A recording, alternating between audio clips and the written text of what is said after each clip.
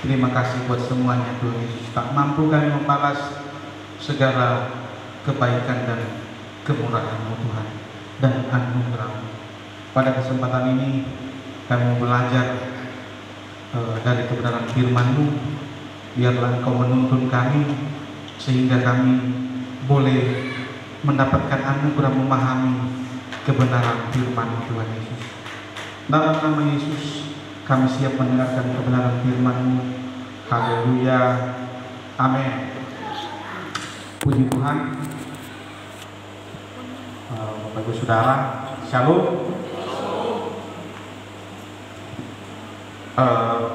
Pada kesempatan ini saya mengucapkan selamat Paskah bagi kita semua, ya.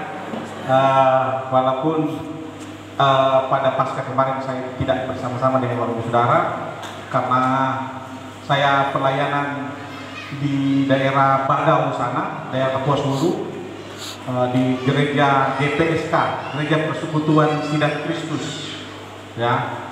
Dan saya boleh berbagi berkat Tuhan melayani di sana, dan itu sebuah anugerah yang luar biasa.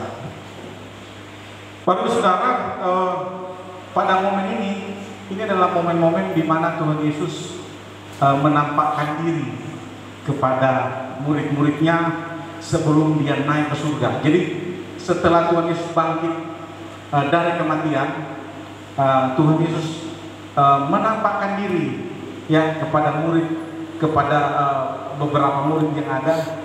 Dia harus menampakkan diri, ya. Tapi yang mau saya ajak kepada kita untuk merenungkan di dalam kebenaran firman Tuhan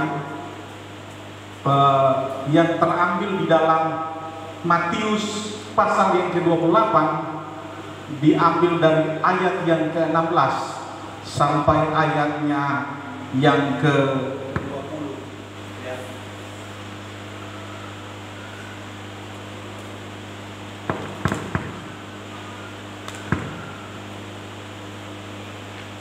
Matius pasal yang ke-28 ayatnya yang ke-16 sampai ayatnya yang ke-20.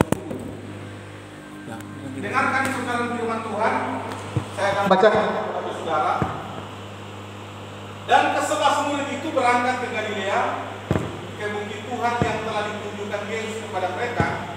Ketika melihat dia, mereka menyembahnya, tetapi beberapa orang ragu-ragu.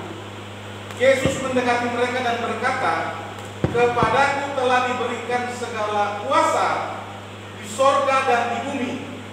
Ayat 19, "Karena itu, pergilah, jadikanlah semua bangsa muridku, dan baptislah mereka dalam nama Bapa, Anak, dan Roh Kudus, dan ajarlah mereka melakukan segala sesuatu yang telah kuperintahkan kepadamu, dan ketahuilah aku menyertai kamu senantiasa sampai kepada akhir zaman."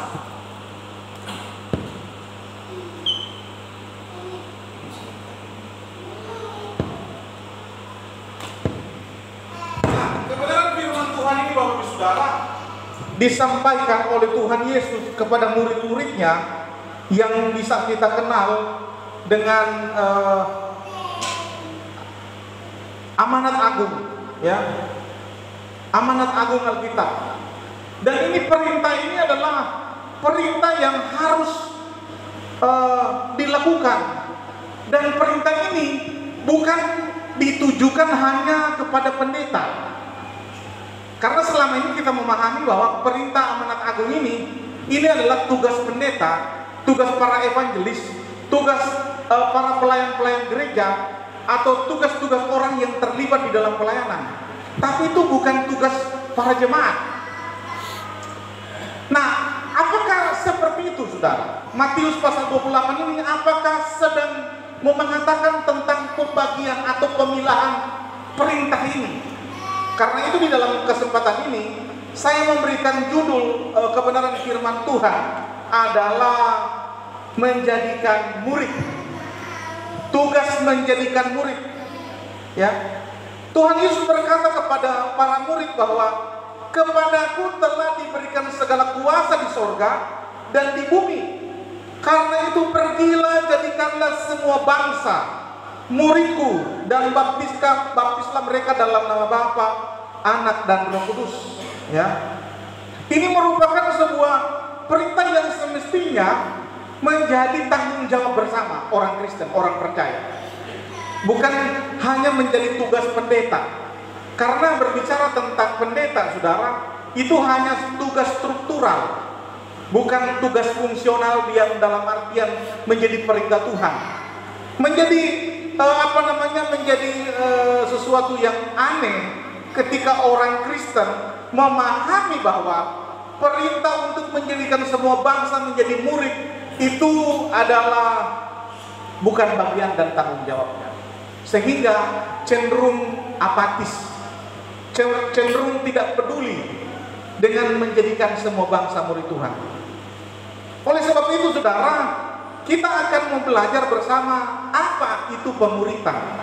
Ya, kalau kita diperintahkan untuk menjadikan semua bangsa menjadi murid Tuhan, apa sebenarnya murid? Ya, istilah pemuritan itu, saudara, itu berasal dari bahasa Inggris, saudara, ya. Itu di dalam bahasa Yunani, matetes itu di dalam bahasa Inggrisnya adalah disciple. Ya. Jadi seorang murid itu adalah disciple. Jadi memuridkan itu adalah discipleship, ya. Supaya setiap orang itu harus memuridkan.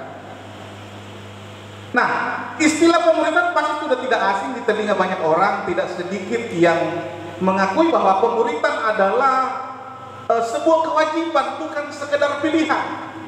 Karena ini adalah perintah yang Tuhan Yesus sampaikan sebelum dia naik ke surga. Ini adalah sebuah keharusan dan menjadi tanggung jawab seluruh orang percaya. Bukan sekedar pilihan. Beberapa bahkan sudah berusaha menjadikan pemuritan sebagai program. Ada seorang pakar pemuritan namanya Bill Hull. Dia mengatakan bahwa pemuritan itu bukan sebuah program. Ada orang merancang pemuritan itu dalam bentuk komsel.